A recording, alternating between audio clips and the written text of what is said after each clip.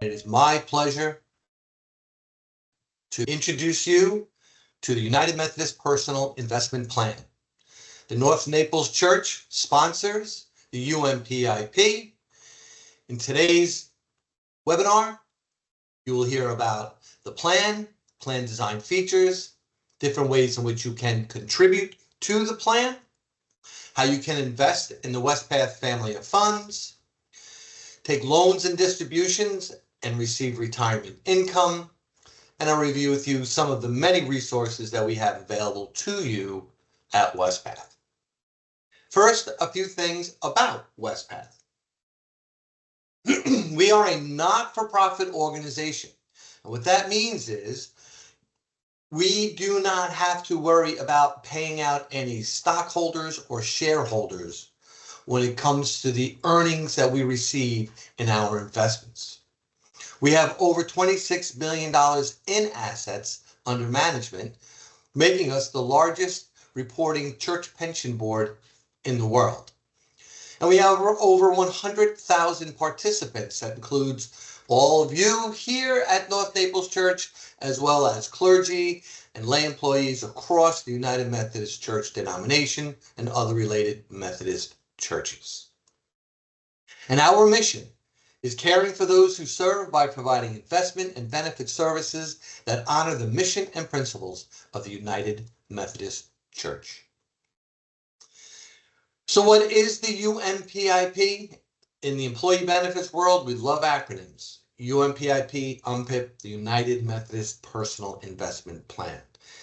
It is a defined contribution plan. It is a 403B plan. In common parlance, people talk about 401k plans. Well, 403B plans are for the not-for-profit sector. It is an account balance plan. You make contributions into the plan. North Naples Church makes contributions into the plan, and you have an account balance. You're invested in the Westpath family of funds, and you will see those market values change on a daily basis. You can determine how you want to invest in our funds. You're going to hear about a program called Life Stage Investment Management, where you're asking us to drive and tailor an investment allocation for you. And other options and choice you have will include what types of contributions you want to make, and eventually how do you want to receive your income. There are several advantages of participation in the UMPIP. One is you can save on taxes. You can save on taxes now, or you can save on taxes later, or actually a combination of the two. You're going to hear about before tax contributions, where it's tax deferred, the contribution, as well as the earnings. And then I'm going to review with you a Roth contribution account that, if structured correctly, it's an after-tax contribution where that contribution and the earnings come back to you tax-free. We have autopilot solutions. Again, life stage investment management, where we're tailoring an investment allocation for you. And in retirement, we have a program called Life Stage Retirement Income, where you're asking us to derive the amount of monthly installment payments for you. You'll hear about the employer contributions that are provided by North Naples Church. And within the context of our investments, we practice sustainable investments. We want it to hold up for the long term, but also to uphold the values of the church. So we promote environmental stewardship, human rights, sound corporate governance, and those types of philosophical issues that are embedded in our investment philosophy. And then there at the bottom, EY Financial Planning Services. Some know them as Ernst & Young. We partner with EY. They provide comprehensive household financial planning services for all of us with no additional out-of-pocket cost to us. The investment funds kick off fees or operating expenses. EY is covered through those operating expenses. You do receive an employer contribution from North Naples Church, but there is some eligibility criteria that applies. The first is you have to have a minimum age of 18. You must complete 3 months of service to begin to receive your employer contribution. And you must be working at least 1,040 hours per year, which in essence is full time. And then monthly eligibility when the requirements are met, so it'll happen the month after the month in which you're requirements are met. Again, this applies to employer contributions. The way it works is 3% of participant, that is your compensation, will be contributed into the plan if you contribute 1% of your pay. So just by getting started in the plan yourself, putting in 1%, you're going to be receiving that 3%. So you get off the mat at 4% going into your account. Now, you'll hear me say this, and many people in the retirement world say this, should try to contribute as much as you can, recognizing annual and monthly cash flow and budgetary considerations. But still, you want to get started and try to get 1% to 2%, up to 3%, 4%, and continue that trend over time. And your contributions are made on a per payroll period basis. So they're not held back for future investment. They come through in the cycle of your payroll period. And now, as far as vesting is concerned, basically it means ownership of the account. We're going to talk about your personal contributions next. Your personal contributions are yours. They're always 100% vested. They're always 100% in ownership for you. But with the employer contributions, there is a 5-year graded vesting schedule. So what that means is in increments of 20%, as you can see there, based on your years of service, you start out after 1 full year at 20% vesting or ownership of your employer account, and that grows again each year until 5 years has been accrued in service, and then you are 100% vested in your employer contributions as well as that participant contribution. In regards to participant contributions, you can begin to make those contributions upon hire. There is no 3-month service waiting period to contribute your personal contributions into the plan. And you decide how much do you want to contribute on a percentage basis or a dollar basis. Either one is fine. We always recommend percentage basis because you may find yourself in a situation where you really can't increase the amount going into the plan, but if you get a raise, well, more money is just going to end up going into the plan accordingly. You determine how to contribute. Again, we'll talk about the types of contribution accounts available to you, and then they get invested in the WestPath funds, and you have the choice to decide whether or not you want to self-manage your investments. You follow the investment markets, you're comfortable there, you understand asset classes, you can self-manage, or that life stage investment management program that I have several slides on later on in this presentation. The most common types of participant contributions today are the before tax and the Roth contribution. I will hit on the traditional after-tax contribution before I complete this segment, and also share with you your ability to roll money in from prior qualified employer retirement arrangements. The before tax contribution, here the words are kind of telling us what's going on. You get your gross pay. Lay employees, the FICA tax, Social Security, Medicare tax gets applied, but then thereafter, your before tax contribution is calculated and moved to the side. The remaining amount is what gets taxed. Federal taxes, here in Florida, no state taxes, but in states where state taxes apply, that also would happen after the contribution has been calculated and moved into the UMPIP. That contribution is tax deferred. The earnings on those contributions are tax deferred until you begin to receive income through distributions or retirement stream income.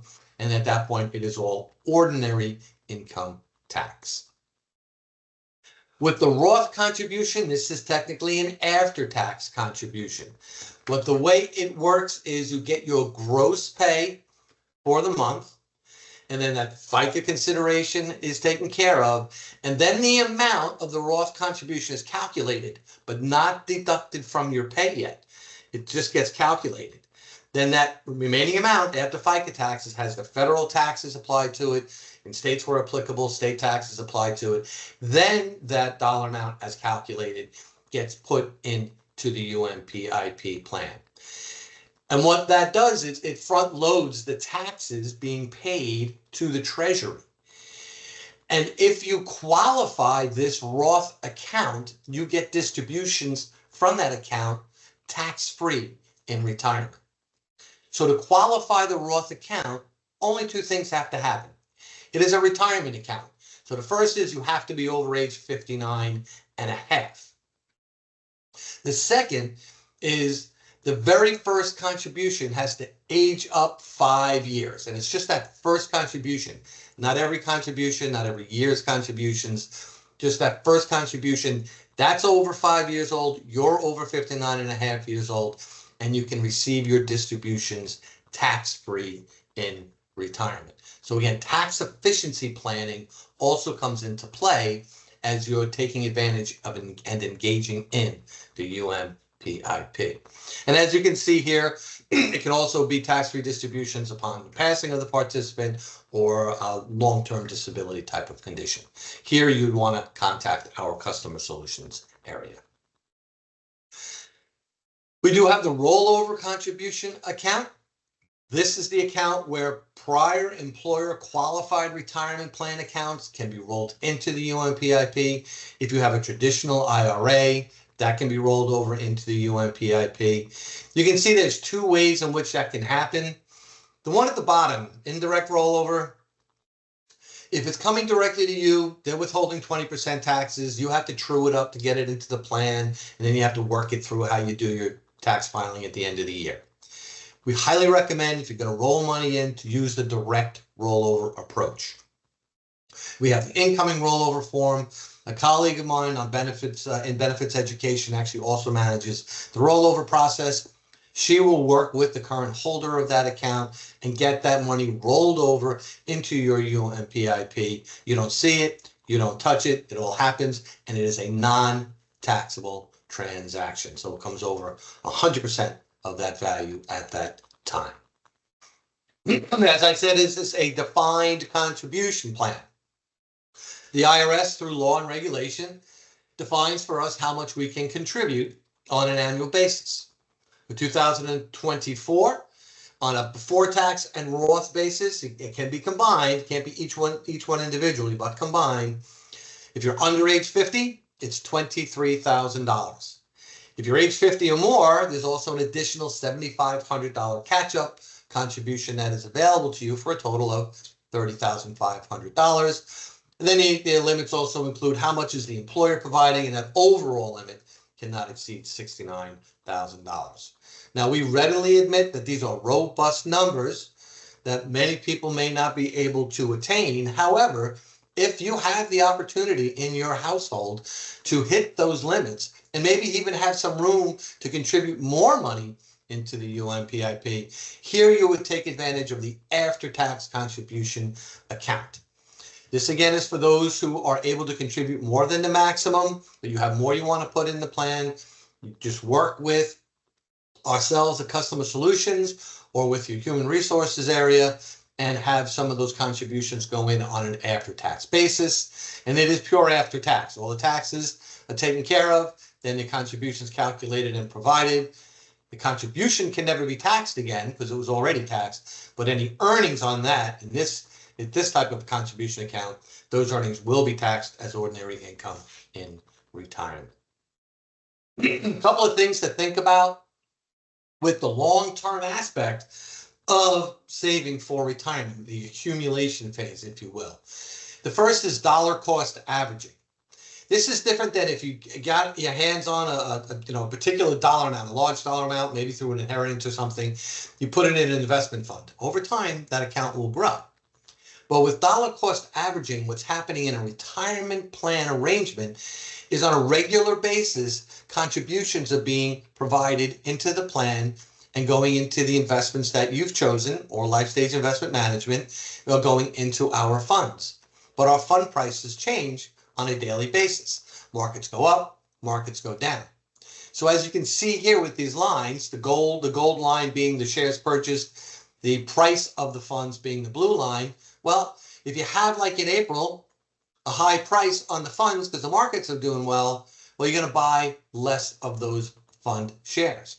But markets go down. So when the market goes down, and like in August in our example here, The price is down, but now you're buying, in our example, 28 shares. You're buying more shares. And over time, because that works its way through the retirement planning or the retirement savings, I'm allowed to say that history tells us there is a marginally higher rate of return you receive from those investments compared to that one lump sum investment because you're doing this dollar cost averaging dynamic. It's a regular contribution coming in, and the market activity is just dealing with the underlying securities. Over time, you end up with more market value, not less. Also, there's the time value of money. Here we have a very simple model, very simple example. We have somebody who's age 25, starting out at $35,000. We'll talk about a person who's age 45, starting out at $65,000. They're contributing, 1%. Their annual plan compensation increase is 3%. Their annual investment growth is 7%. And again, here our first example is somebody who's contributing 1% at age 25. They started working, they started to participate. And over the course of time, the continuing contributions, the assumed compensation growth, the assumed market value growth, that now works out at age 65 to be $102,000. That same person could say, well, I can get started at 4%. And then you can see the difference there with the 4%. It's not coincidental. It's about 4 times the amount. But just visually, you can see the huge spread in the amount that's available to you going into your retirement years. But then it's very common for people who are unable to contribute into a retirement plan. They've gotten married, they're having kids, trying to get the kids through school, and also maybe they're later on in life they're beginning to contribute. And they're contributing at a more aggressive level because they're trying to catch up to their retirement savings. So this individual at 45 years old is now contributing 6%. But you can still see with the wage assumptions, investment growth assumptions, that turns out over that period of time to be about $200,000. So the story here is that time value of money over time is a dynamic within retirement savings, but also it's never too late to get started in the plan to start to contribute and see that account growth over time. This is not about, I gotten too old and the boat sailed. No, just the opposite.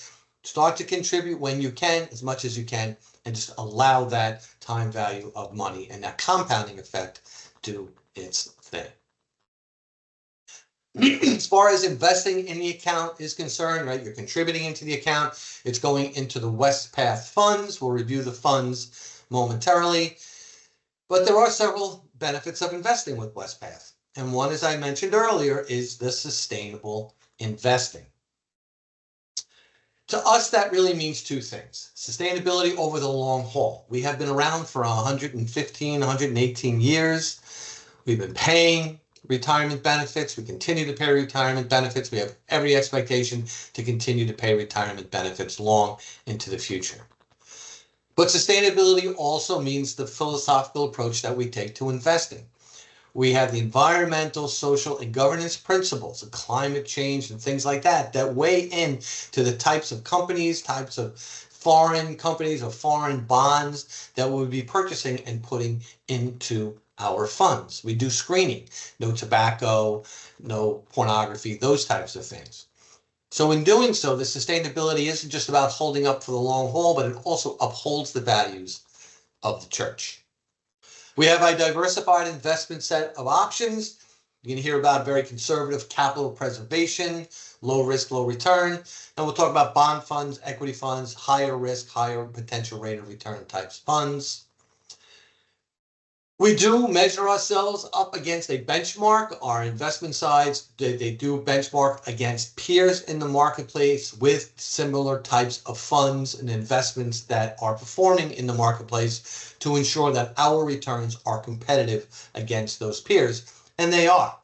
And one of the reasons they are is because of the low expense ratios that we have. Yeah, we're a very large organization, 26 or more billion dollars in assets under management. It gives us a huge economy of scale. So we can kind of have moderate expense ratios or fees that kick off to pay the overhead just to handle what we need to do to run as an organization. We're not paying out any stakeholders or shareholders, and we're not providing any commissions to anybody who works at WestPath who may create a new relationship that within Westpath, there is no commission that goes out to anyone. And then again, we have the program Life Stage Investment Management we will get to shortly. As far as the funds are concerned, in those blue areas, you can see the asset class, and then underneath that, the funds that we have. So on this page, we start with the most conservative. It's the capital our stable value fund is a capital preservation fund. Again, the words are telling us what's going on here. Very low risk, very low return. It's not intended to actually give you much return. It's really intended to preserve the capital, the dollars that have been put into this fund. So this isn't something you would see at a young age or as you continue to accumulate toward retirement. But as you're getting into and through retirement, this fund will have more of a play because you want to make sure you have the money in place to pay out the retirement income. Now, you can self-manage and go into that, but just be mindful of the low risk, low potential rate of return. The fixed income funds are bond funds, right? Debt instruments that are provided by governments, U.S. treasuries, or by companies, U.S.-based or foreign companies. We have three.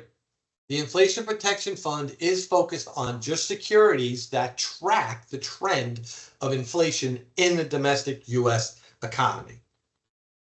This is the type of fund where we're not trying to outperform so much as to just stay within the range of what inflation is doing in the economy to help our participants with purchasing power. The Fixed Income Fund is one of our largest funds, and it holds the whole spectrum of these types of debt instruments and some cash equivalents. So you have U.S. treasuries, foreign treasuries with our ESG screening. And then you can have corporate bonds, and domestic U.S. companies or foreign companies, kind of whole range there. So that increases the amount of risk, and that'll increase the amount of potential return. And then the last is this extended term fixed income fund. It's a little esoteric, but back on the far end of the bond market, where you talk about those 10-year bonds and those 30-year bonds that we hear about in the media, that's what this particular fund is investing in. There's a risk premium, they call it, that's involved in that because no one knows what the economy is going to look like that far out in the distance. But we go and we purchase those. There's a higher risk in those. There is a higher potential rate of return with that as well. But still fixed income funds that are providing income off of these debt instruments into the funds for our participants.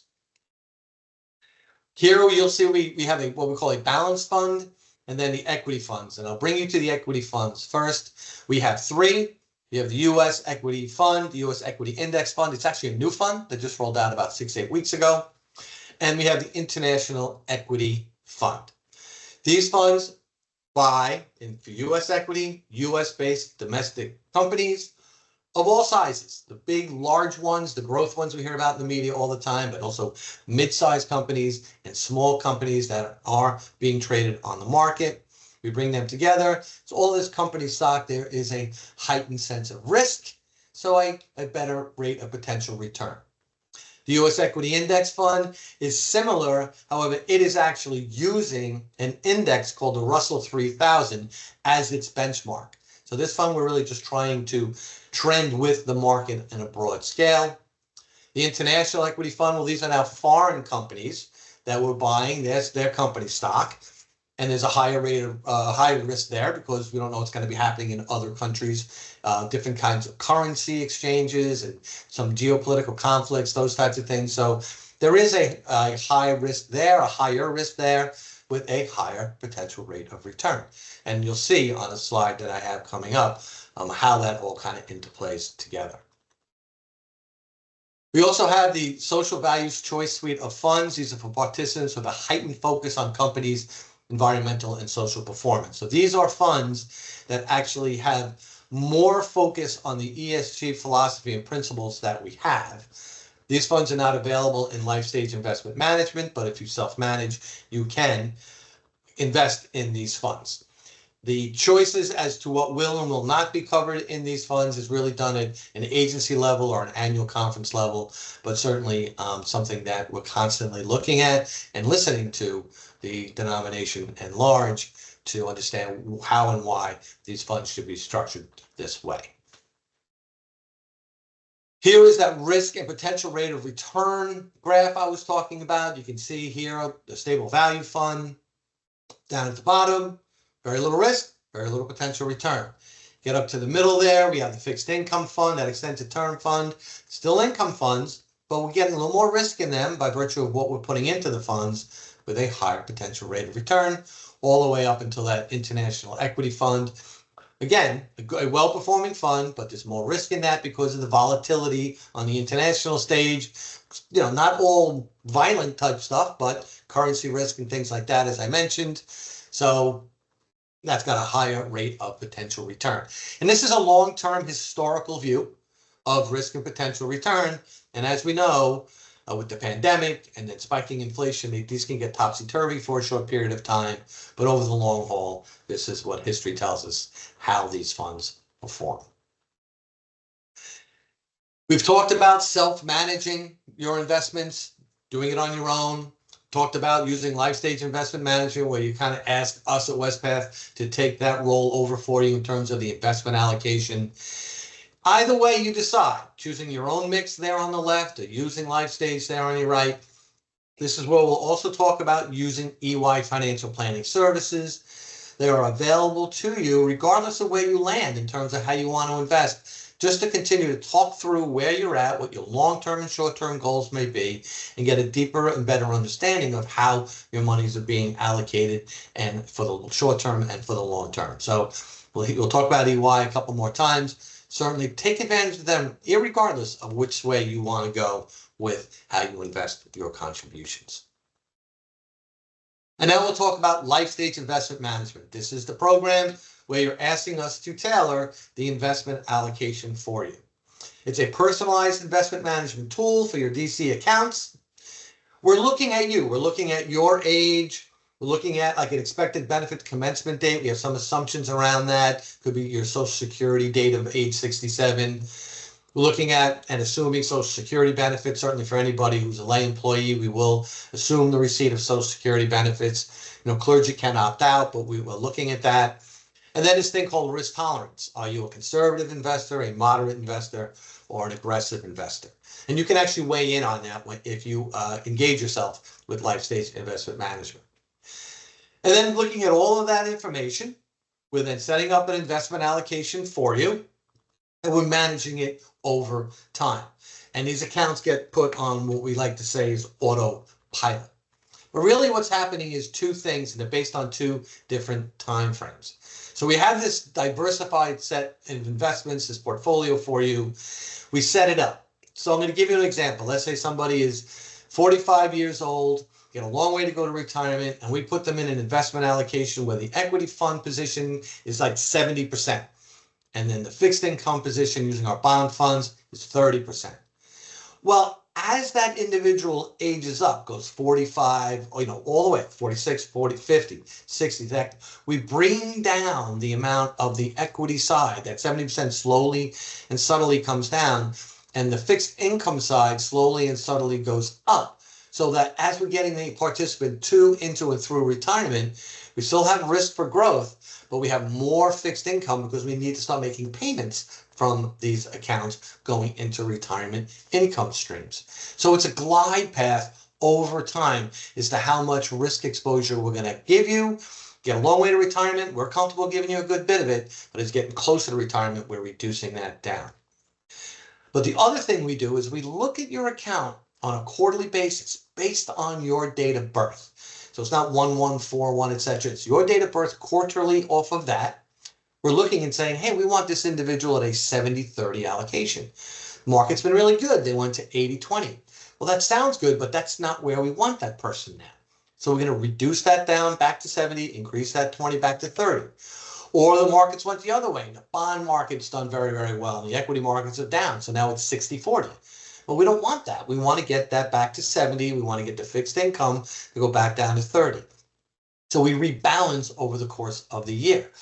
And because we actively manage the account on a regular basis through the year while we're doing this long-term glide path, I'm permitted to say there is a higher marginal rate, internal rate of return that you will receive from that portfolio because we're actively managing it that way. So you have the two features working in tandem. the glide path for the long haul, that's getting set to get into retirement, but also the review and the rebalance as necessary to keep you where we want you to be in the present time. So very strong program to be in. Many participants are not sure if they're in the program or not. They begin to contribute. They see it's going into investment funds. Well, what's happened there is they've defaulted into life stage investment management. So if you listening to this webinar, I would highly encourage you to engage in the process, even if it's life stage investment management. Fill out the form or go on to Benefit Access, our web portal, and complete it. But if you don't do anything, you will default into life stage investment management. It's a moderate risk tolerance, so you can take some risk and help you, and it doesn't bother you sleeping at night. Benefit commencement date assumption, Social Security benefits assumption, we just bake that in there and we set the allocation in that regard. But you can always come through our customer solutions area or Benefit Access, our web platform, and make any changes to that profile that you want to make. On westpath.org, our main worldwide website, is a plethora of information on our investment funds. These are like mutual funds, so they price each and every day.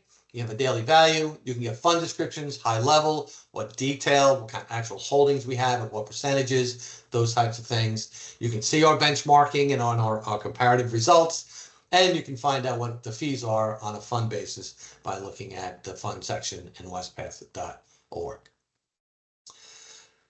Moving along, you are contributing into the account. It's being invested. And over the long haul, it is growing over time. But now you want to figure out how can you access your account. Well, there's different times that you may access your account. Accessing your account, just note, may impact your financial security in retirement. It is a retirement plan for future retirement income.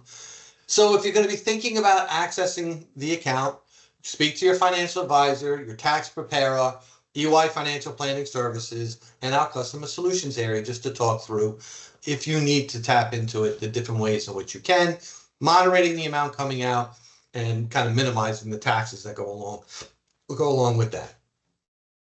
There's certain conditions in which you can access it. We'll go through those as we go through the various forms of distributions available to you.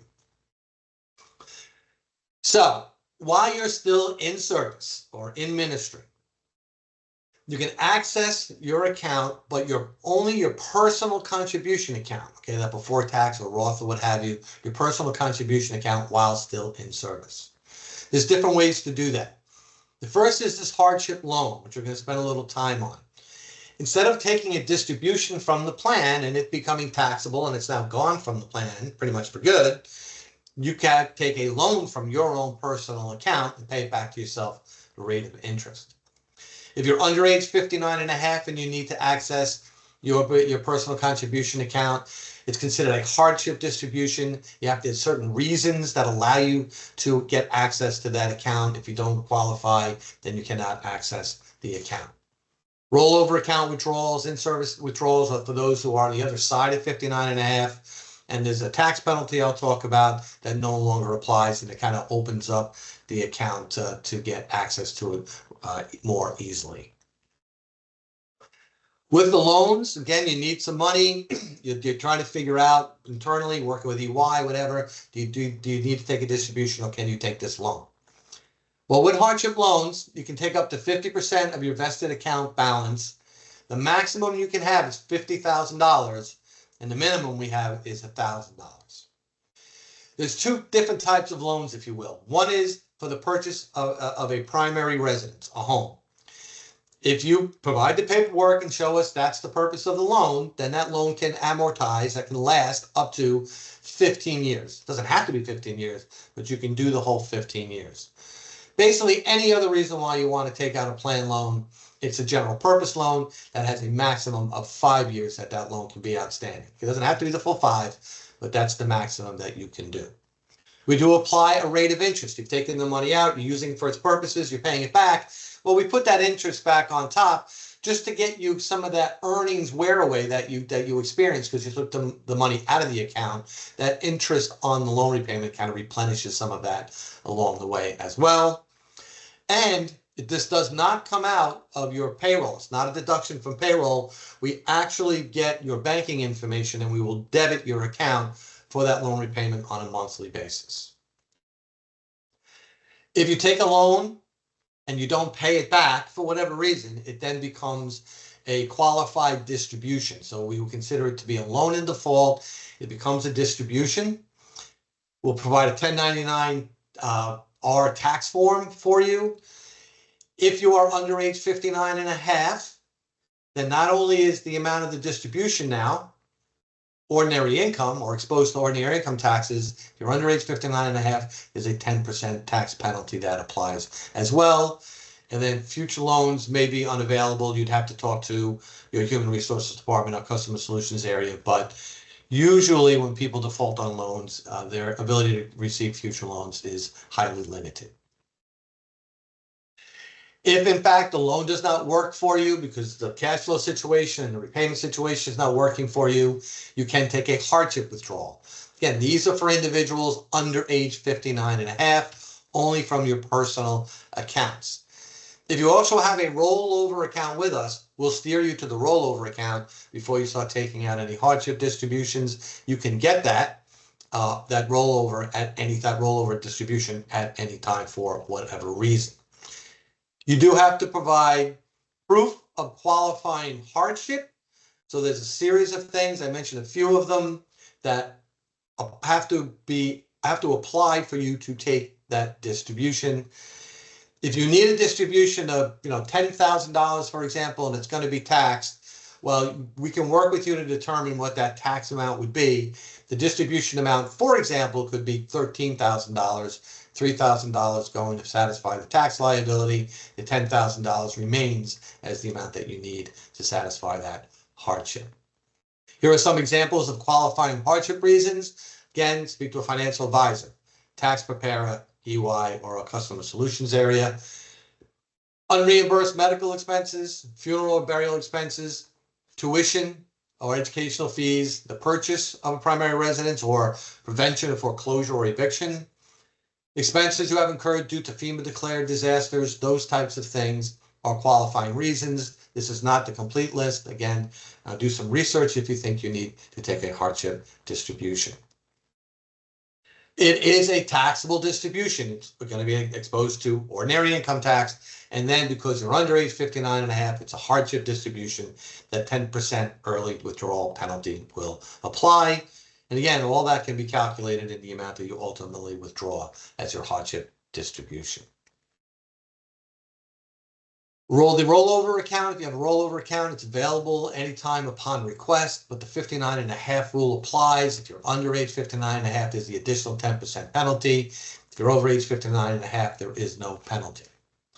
If you are over age 59 and a half, well, now you're in the in-service withdrawal world. It's still from your personal accounts. It's still ordinary income, but there is no tax penalty, and you don't have to provide any proof of qualifying reasons to take this distribution. We have qualified military withdrawals. I'm not going to go into great detail here. If anybody thinks that they might qualify for one of these types of distributions, call our customer solutions area and work with them, and they can provide the support you need to, one, get qualified to take the distribution, and then actually process that distribution. That is also separation from service. So we were talking about while you're still in service, working, and this is for separation from service. Anybody who's a clergy person must terminate conference membership. And the lay employee, well, you're leaving the plan sponsor employment. Now, it may be a situation where you're staying within the umbrella or under the umbrella of the United Methodist Church. You go to another plan sponsor that's got a qualifying plan with us, then you would just continue forward. But if you were to move on somewhere else, then it would be termination from the plan sponsor. In retirement, you have several choices. Again, we like to provide choice and flexibility to our participants once they are in retirement. Now, you can take a full lump sum distribution for individuals who are lay employees. That full lump sum distribution absolutely can be sent as a rollover to another qualifying retirement plan. Anybody who is a clergy person, should make sure they do their research on their housing allowance, tax exclusion, tax advantage they experience in retirement before doing that. You can take a partial lump sum distribution. You're transitioning to another part of life. You might need a little extra resources to help you, move or extend the house or buy the boat, something like that. You can certainly do that. But in terms of generating regular streams of retirement income from your retirement accounts, you have two options. One is you can self-manage your retirement income. You can just tell us, I need $1,200 a month. Whenever you need to change it, you can change it. You contact us. We can work with you, no problem. Or you can use a program we call Life Stage Retirement Income, where you're asking us to derive the amount of monthly installment payments for you through retirement. We do it with a very elaborate algorithm where we're going into retirement with a dollar amount. And the algorithm, the intention and the practice is over time, as we recalculate the amount, each November we recalculate the amount available to you. We have the practice of giving increases over time in that dollar amount to help participants keep pace with purchasing power. You can leave on account until required minimum distribution, which I'll talk about, and then you have plan loans in retirement. This is very, very rare. While people are working, they can get plan loans. Usually repayments go through the payroll process as a deduction. But since we set it up as a direct debit from your account, we allow you to take loans out in retirement from these plans and pay that back just by us taking that direct debit. So very rare, actually, in the retirement world. Required minimum distributions. If you go into retirement, you don't necessarily need to tap into your retirement accounts. You may want to be leaving it as part of your estate planning as an inheritance. Well, the IRS steps in eventually and says, okay, you've done tax deferral long enough. You need to start taking distributions. It's a minimum amount. Starts off at like 3.5% per year, but they want to start generating that tax activity. The laws have changed over the course of the last several years. So right now, if you were born before 1959, your required minimum distribution date is age 73. Anybody from born 1959 or later, their RMD age is age 75. And again, it applies to your contribution accounts. And the amount is calculated off the market value in your account as of 12/31 of a given calendar year. We use that amount to determine the required minimum distribution for the following year. This is certainly something you want to talk to an advisor or your tax preparer about if you're thinking about going down this road. As far as resources are concerned, WestPath, we have a lot of resources for you. We really encourage you to take advantage of them.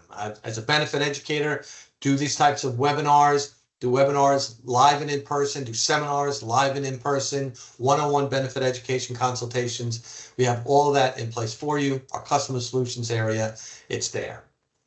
Primary resource for you, though, to manage and engage with your account is benefits access. You get your current account information. We have tools to help you model what things may look like in the future. You get the investment information on the investment funds. You can see how your account's invested there. You can see that pie chart there. Underneath that, there'll be the funds. We have all kinds of screens and panels and navigation for you to see your contributions going in, how you're invested, change beneficiaries. All of that is available to you and is educational resources. The left-hand sidebar, that all up on top, you'll be able to get access to information to help you continue to learn and engage with your plan. So again, benefitaccess.org, get your account balances, you can see your transaction activity, investment performance, and the like. EY Financial Planning Services. They provide comprehensive, confidential, household financial planning services for you at no additional cost. Again, the fees from our funds pay the overhead for EY and our life stage programs and pretty much everything else except a new loan. With a new loan, there's a $50 loan fee. I should have mentioned that earlier. Working with EY, you get a financial advisor that you can work with, set up, and continue to work with over time, depending on how much time you have to retirement. It could be on an annual basis, and then you're getting closer to maybe a semi-annual basis. The year you're going to retire, maybe on a monthly basis. You have somebody there that's really your financial advisor to help you prepare for that future retirement. On their website, westpath.eynavigate.com, There's more educational tools, articles, information, resources. For example, one tool could be, you're not quite sure about this risk tolerance concept. Am I conservative? Am I moderate? Am I aggressive? They have tools to help you with that. And as we talk about often the bigger picture, retirement planning, retirement income planning, financial planning, tax efficiency planning, they are there for that. But they're also there for the individual financial questions that come about and come along in life. Should I rent a car? Should I buy a car? How can I save for my kid or my grandkids' college education? How can I handle getting appliances? How do I manage debt? There's good debt, like a home. There's bad debt, like credit card debt. They can work with you on all of those topics as well as the big topics around, financial planning. So we highly recommend you take advantage of those. And then lastly, one-on-one benefit education consultations. We in the benefit education area provide 1/2 hour one-on-one consultations with our participants. You simply register through the link that you can see there. For a half an hour, you pick a day and a time, it gets assigned. It's not a one and done type of thing. We will look at your benefit access record, we'll run some reports, we'll use MS Teams, we have you on video conference, we're working directly with you. If we don't get through everything in that first half hour, we just schedule a follow-up and we'll continue to work with you from there. It's a great program. It started really as a result of the pandemic, and it's been very, very successful. And what we have found is a lot of people will do one-on-one benefit education consultations prior to their first engagement with EY. So they all work in tandem. We have our customer solutions area, we have EY, we have the benefit education team, again, resources available to you. As far as action is concerned, if you're not enrolled in UMPIP, please enroll. Look at how you're contributing, look at the different accounts that you have, the Roth, the before tax, think through that. Determine investment strategy. If you're comfortable self-managing, self-manage. If not, use Life Stage Investment Management. Use benefitaccess.org, EY, and those one-on-one benefit education consultations. So that concludes this segment.